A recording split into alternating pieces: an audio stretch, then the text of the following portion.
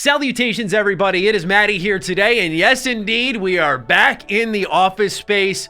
It is so great to be in here again. Thank you all so much for your support over the last week or so, where we had to change up our recording environment, the audio quality. I know a lot of you don't care about that type of stuff, but as a creative, I like to make sure my stuff is as top-notch as I can make it within reason, because we upload almost every day. So to me, stuff like audio quality matters a lot. But thank you for your understanding. Thank you for your love, your support. Back's doing a lot better now. And maybe I'm going to be hurting it again because I've been sitting a lot playing Fallout 4. Is that a good transition? I don't know. Today, we're talking about Fallout 4 Capital Wasteland.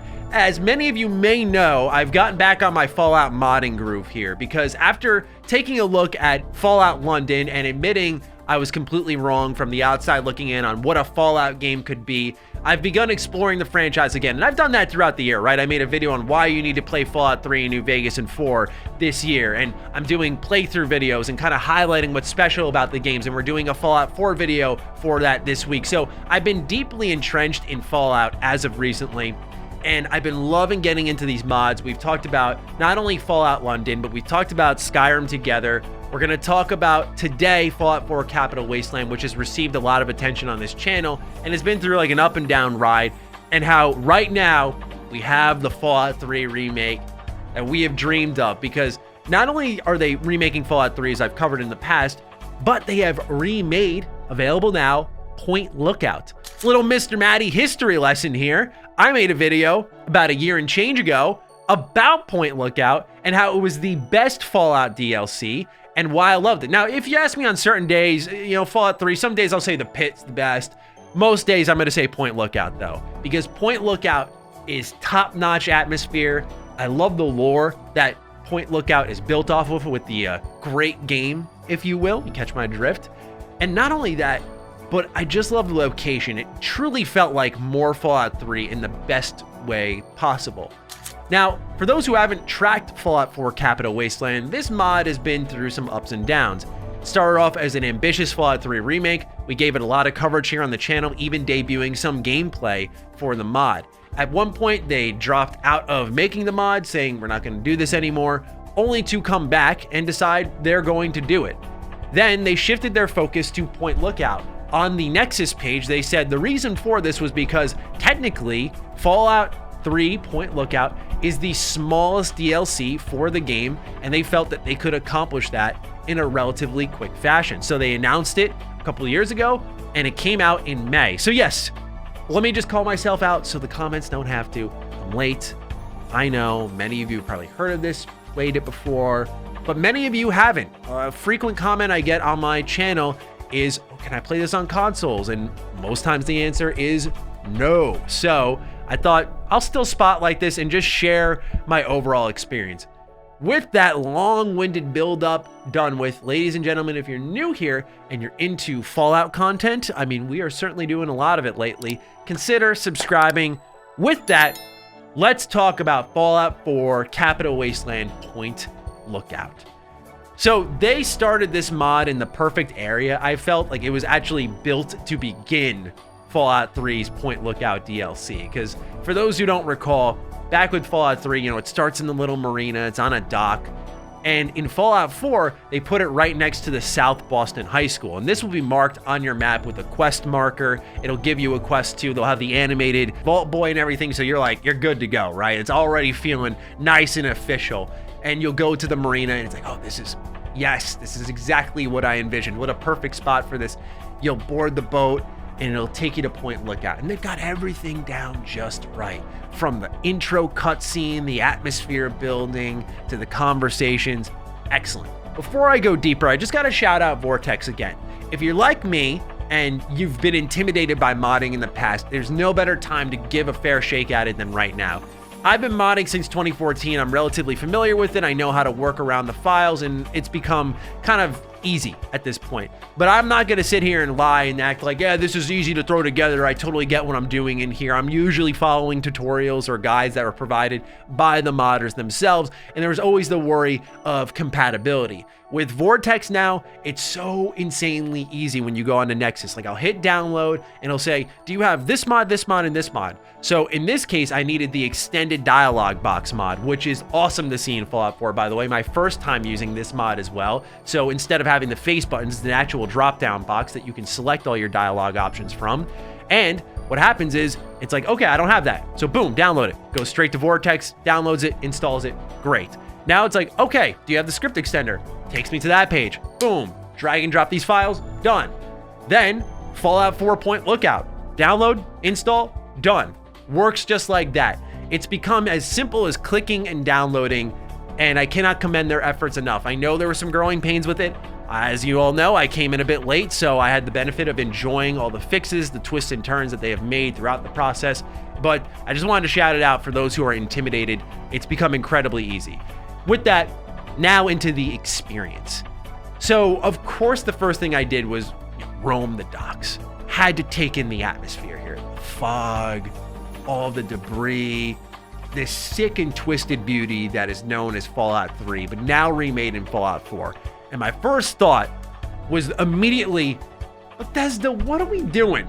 I gotta hold their feet to the fire for a moment here, because just perusing around, atmosphere alone, no gameplay has occurred. Just being there, seeing everything in an updated engine with improved visuals, I couldn't help but look at it and go, man, and y'all are just anti-remake at Bethesda?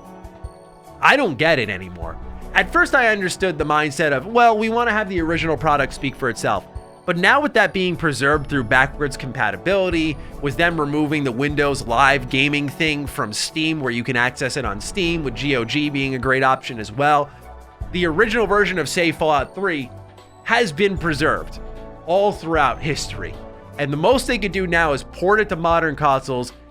And then from there, it's like, what are you worried about ruining? Like, I would love to see a Fallout 3 remake in the Fallout 4 engine. And this mod is exactly why. It looks beautiful. They take that atmosphere that is in Point Lookout that it's known for, and they just dial it up a notch.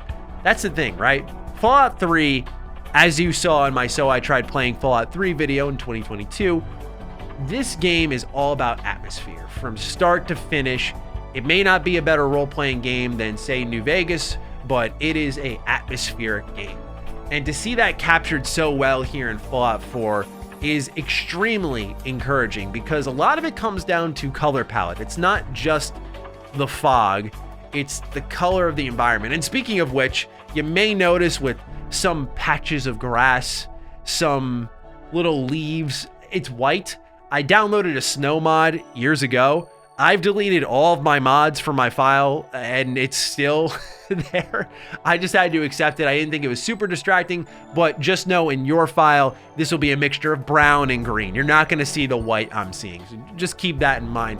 With that said, ladies and gentlemen, this still looked beautiful to me. And immediately after roaming the docks, I went and explored the world some more. I had to just take it in. I went to the mines. And there are some bugs and glitches here. It's to be expected with mods. I'm more understanding of it than I think a lot of people are, but to me, I'm like, it's free content and it's literally remaking parts of a full-on game that we originally had to pay for. I'm not going to complain if some things break. For example, I tried talking to the little kid inside the mines and there was no audio. You know, that's it. It just couldn't hear him. All you could hear is the protagonist going, yes, sure. And that was really it. So yeah, that sucked, but at the end of the day, the actual main quest worked. So after going to the mines, experiencing what I thought was one of my favorite areas of the game, because I love how the little kid's got a bunch of traps set up throughout the mine. Like he's got a pitching machine that shoots out, say, grenades. It was really nice to go to the mansion and see that whole quest line working properly, because that had to be tough to set up. There had to be a lot of triggers, a lot of, you know, having the main quest giver bring you to certain areas, and even things down to shooting the flame canisters and having them blow up parts of the mansion worked just fine. And I thought that was impressive, because I know that's not a easy programming feat to stitch together. In fact, there was a artist who formerly worked on Fallout 76, who had left Bethesda now, but they also worked on Fallout 3, and they had told the story about setting up Fallout 3 Point Lookout and some of the programming tricks they had to use for explosions, particularly when the mansion blows up at the end, and how difficult that was and how many tricks they had to use to get that going. So it's not as simple as just recreating something that they saw on screen. There is more to it, I imagine, especially in the modding scene. So it was really impressive to see it all working just fine. Of course, there are new weapons and armor here. I threw on some tribal gear. I had the lever rifle. I had the handmade assault rifle. This type of stuff was really awesome to see within Fallout 4, specifically the lever rifle. I love how it felt. The reloading animation was completely different from anything we had seen within Fallout 4. It just looks and feels great. So I had a blast playing through this and just taking in the atmosphere. I think it's highly, highly suggested that you go ahead and give this a look if you have yet to. Again, it's very easy to download, but again, I was brought full circle when I was completing my play session. I was like, you know, why are we not getting these remasters or remakes? And I know I've talked about it to death, so I'll try to spare you all to the best of my ability. But when you play this, I think you'll be reinvigorated quite like I was. I played it and I was like, this is such, not only as a business do I look at this and go, oh, we have a timeless game here that people know and love, that we could remake, that would make us millions of dollars, and all of the design concepts are done. We just have to one-to-one it, which isn't easy, but it's an easier feat than starting from the ground up with a new IP or a new entry of any kind. Let's do it. You'd think that'd be the obvious route, especially when Bethesda went through a very greedy phase. I'm talking about like Wolfenstein Youngblood and all that microtransaction action with, I don't know, Fallout 76. You think they'd want to earn some goodwill. I haven't given up on the remaster concept, but this to me like pitched the idea of what a remake could be. And I'm still very pro remaster, but I do feel like if they could do a remake, if they could swing one, oh my God. I can't imagine why they wouldn't want to do it. I guess I shouldn't say I can't imagine it, but I feel like that line of thinking has become old in today's industry. We are in an era of remakes and remasters, and I've sort of accepted it as inevitable. And so if we're going to get remakes and remasters, they may as well be of games that I and many others care about, right? Because we're seeing some wild ones. Not that this is a game people don't care about, but like Pac-Man World's getting remade, right? Like we're literally remaking everything. And I do fear sometimes for the creativity of our industry. I talked about this in our Gaming's Getting Worse video, that we're kind of just recycling ideas.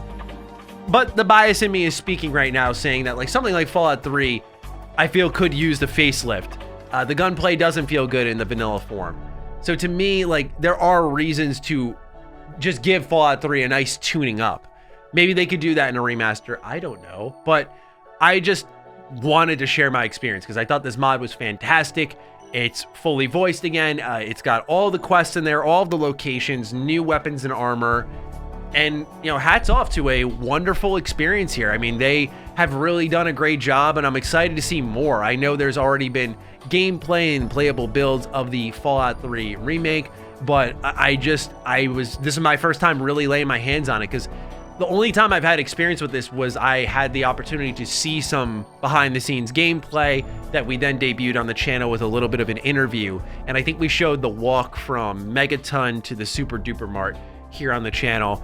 And that was a really cool moment, but I never got my hands on it, right? But here, I was able to play it and feel it.